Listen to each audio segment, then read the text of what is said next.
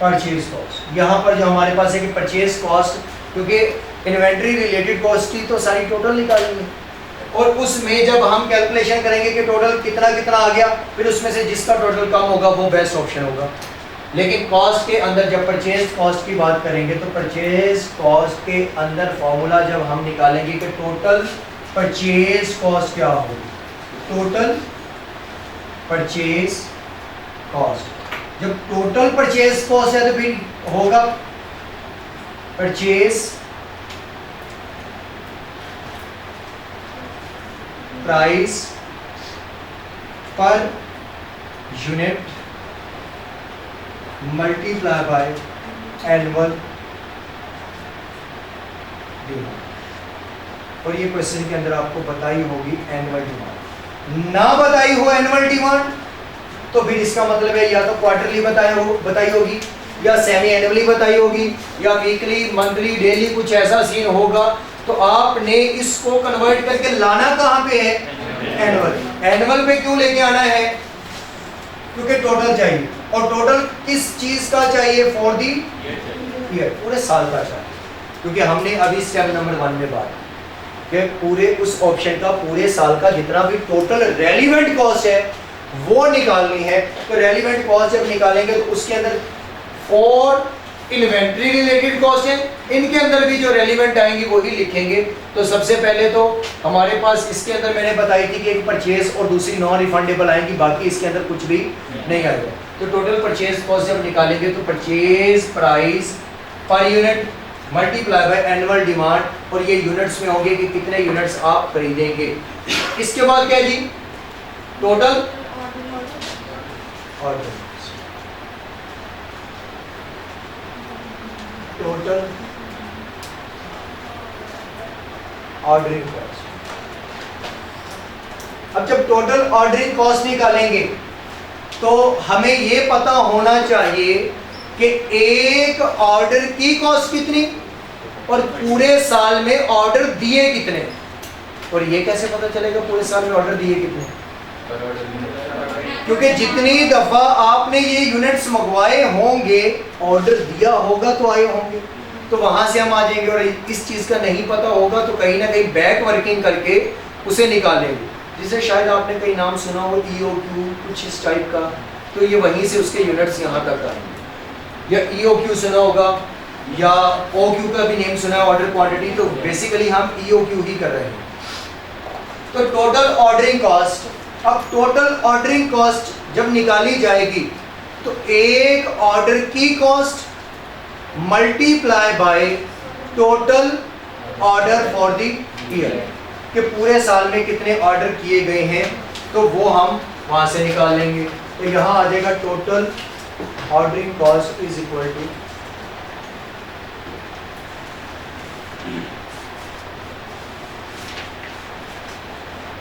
Cost per order, एक order पे लगने वाली cost multiply by number of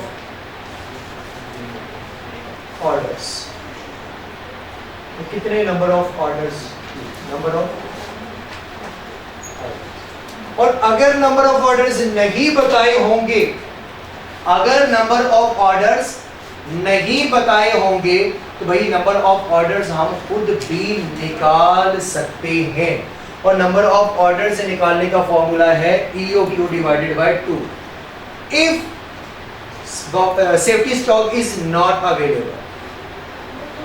अगर कोई सेफ्टी स्टॉक अवेलेबल नहीं है या कोई आपने कोई सेफ्टी स्टॉक भी उसे कहते हैं और बफर स्टॉक भी कहते हैं। एनुअल डिमांड डिवाइडेड बाय, हाँ annual demand divided by OQ, annual demands divided by OQ के पूरे साल में यूनिट्स कितने मंगवाने, और OQ का मतलब क्या है कि कितनी दफा ऑर्डर दिया जाएगा, ऑर्डर क्वांटिटी। तो जितनी दफा ऑर्डर दिया होगा डिवाइडेड बाय टोटल यूनिट्स, तो डिवाइडेड बाय जितनी दफा ऑर्डर दिया तो क्या निकल आएगा, number of units. For example मैंने कहा कि मैंने मंगवाने हैं तकरीबन 20,000 यूनिट्स पूरे साल में मंगवाने, और हर ऑर्डर में 1000 यूनिट आएगा, ये है ऑर्डर क्वांटिटी। हर यूनिट में सॉरी हर ऑर्डर में 1000 यूनिट आएगा और पूरे साल में 20,000 यूनिट्स मंगवाने हैं, तो कितनी दफा ऑर्डर दूंगा? 20 दफा। तो ये निकल आएगा नंबर ऑफ ऑर्डर्स। इसका फॉर्मूला लिख लें कि एनुअल डिमांड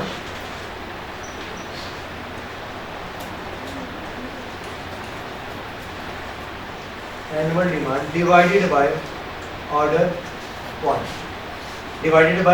क्वांटिटी। और ऑर्डर क्वांटिटी जैसे मैंने अभी एग्जांपल दी कि एक ऑर्डर क्वांटिटी के आप जब भी मंगवाएंगे यूनिट्स तो 1000 का बैच बना के मंगवाएंगे और 20,000 टोटल मंगवाने तो 20 नंबर ऑफ ऑर्डर्स आ जाएंगे और एक ऑर्डर पे लगने वाली कॉस्ट जो होगी मल्टीप्लाई करेंगे तो हमारे पास क्या आ जाएगा? टोटल ऑर्डरिंग कॉस्ट आ जाएगा। इसके बाद आता है जी होल्डिंग कॉस्ट। इसके बाद है जी holding cost.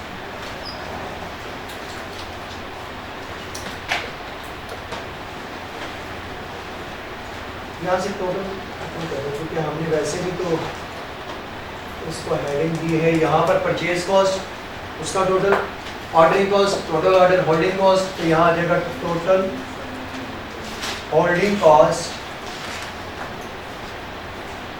Is equal total holding cost. अब ये है अपने पास उसे रखने की कॉस्ट, तो टोटल होल्डिंग कॉस्ट इसके बराबर होगी जितने यूनिट्स रखे होंगे वो और एक यूनिट को एक साल तक रखने के लिए जितनी कॉस्ट लगेगी, क्योंकि हमें टोटल चाहिए फॉर दी ईयर, तो एक साल तक एक यूनिट को अपने पास रखने के लिए जो कॉस्ट लगेगी वो मल्टीप्लाई बाय जितने यूनिट्स आपने रखे होंगे, तो holding cost per unit per year multiply by average inventory, या आपने एवरेज इन्वेंट्री रखी कितनी, तो यहां से निकल आएगा टोटल होल्डिंग कॉस्ट।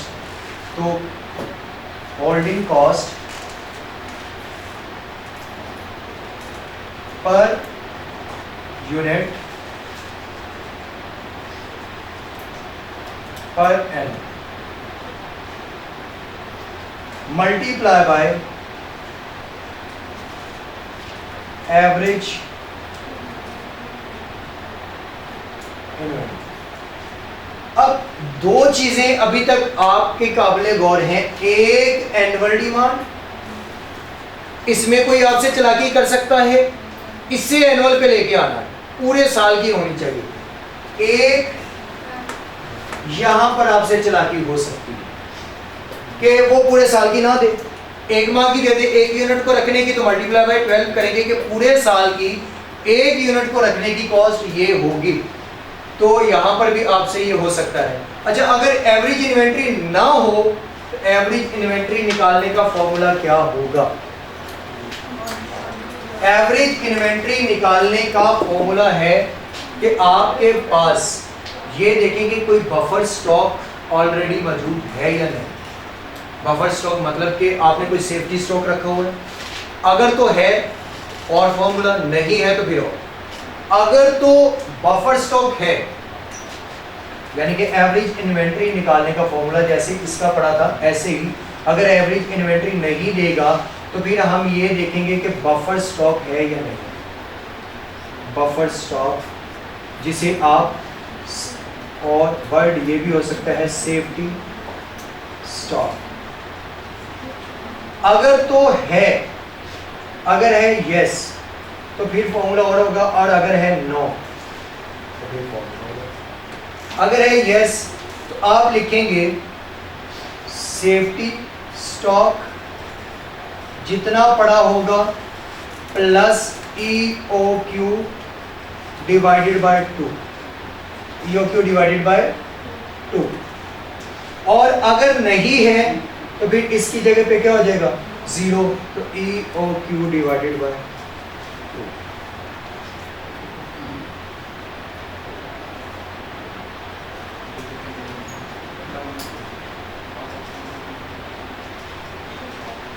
क्योंकि इससे पहले भी कोई आपने रखा होगा, फिर इस साल में कोई आया होगा, तो EOQ डिवाइडेड बाय 2 वो आप एवरेज ले लेंगे, पहला पड़ा हुआ भी साथ ले आएंगे, तो ये हो जाएगा आपके पास एवरेज इन्वेंट्री। पर अगर कोई पहला नहीं पड़ा तो फिर उसकी जगह मजबूरन क्या करेंगे, जीरो की वैल्यू पुट करेंगे। और अगर जीरो भी करेंगे तो यहाँ पर इसका मतलब है कुछ भी नहीं आएगा। तो ये फॉर्मूला आपके पास होगा एवरेज इन्वेंट्री को निकालने। यहाँ तक नोट करने फिर आते हैं एक पूरा स्केच एक दफा दोबारा रिवाइज कर लें कि हमने इन्वेंट्री मैनेजमेंट के अंदर कुछ डिसीजन करने होंगे और वो डिसीजन किस बेस पे किए जाएंगे, इन्वेंट्री रिलेटेड कॉस्ट की बेस पे किए जाएंगे। इन्वेंट्री रिलेटेड कॉस्ट है चार तरह की।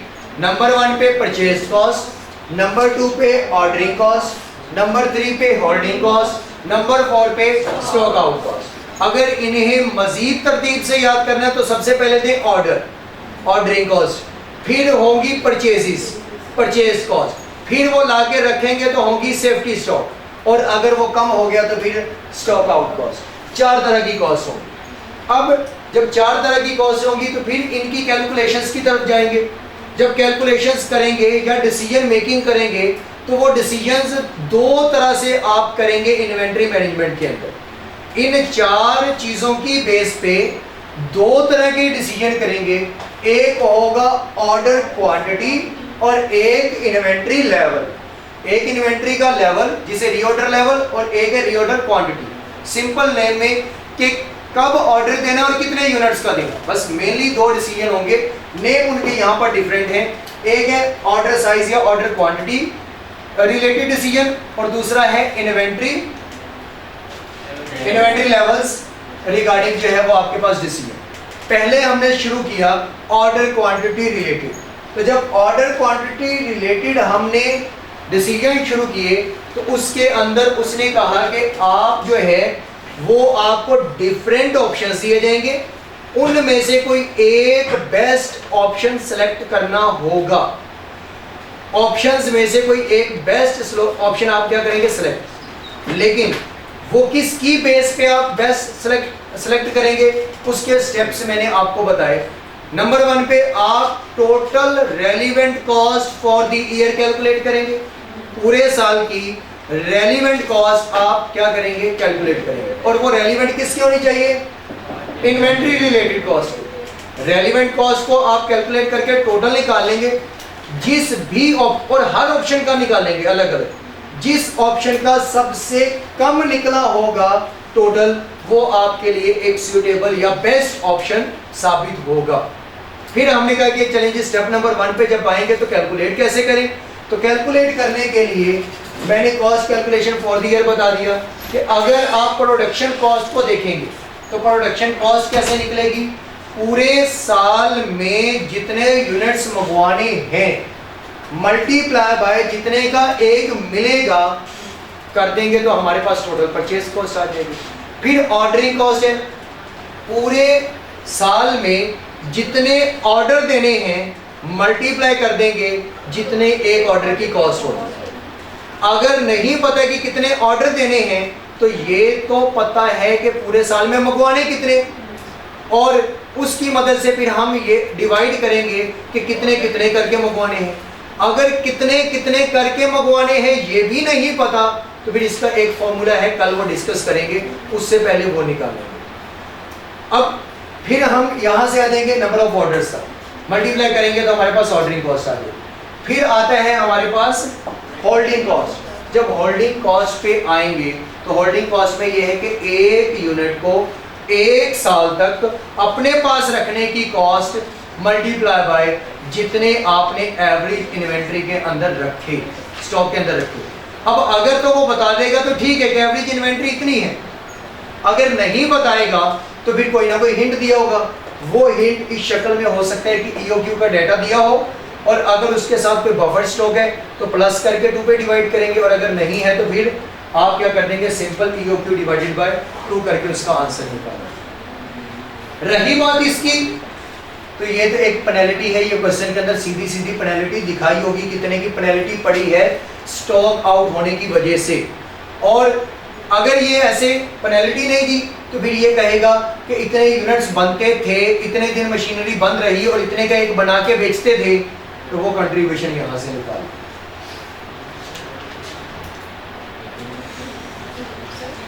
क्वेश्चन लिखें।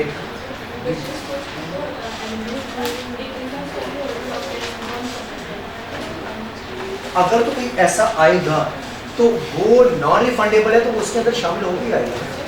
परचेज कॉस्ट नॉन रिफंडेबल है ना, तो वो उसके अंदर आएगा। और अगर अंदर नहीं शामिल, अलग से है, तो फिर वो टोटल में ऐड करेंगे, जितने यूनिट्स के लिए लगा है उस पर डिवाइड करके पढ़ लेंगे। क्वेश्चन लिखें। Question number 1, annual demand 40,000 units, purchase cost 120 per unit, holding cost ₹25 पर unit per year, 25 rupees per unit per year. मैंने अभी सीधा सीधा क्वेश्चन रखा है। ऑर्डर कॉस्ट 4500 पर ऑर्डर,